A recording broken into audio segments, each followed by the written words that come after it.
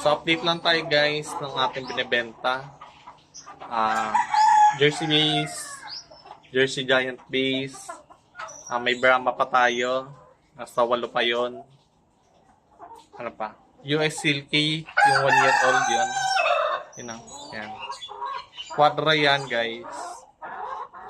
Mura na lang yan binibenta. Pero yan yung mga bantam silky na. Bantam silky. Yung maliliit lang. Maliliit siya. Siguro nasa mahigit 1 kilo lang yung isa. No? Yan. 4 yan. Mura ko lang yan binibenta. Tapos yung ating jersey base. Hindi ko alam kung mga ilang piraso pa yun. Pero siguro nasa 15 piraso pa. No? Yan. Or less than. 10 to 15 piraso pa yung natira. So, ang presyohan ko dito ay ang pinakamababa ay 1,000. No? Tapos yung ating mga hen ng ating sa jersey base ay nangingitlog pa rin hanggang ngayon. So, mag 3 month old na yun. 3 month old.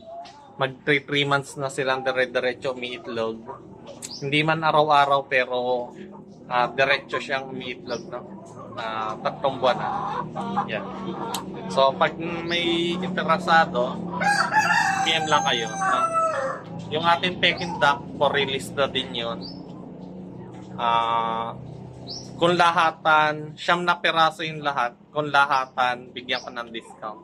PM lang kayo guys. Salamat!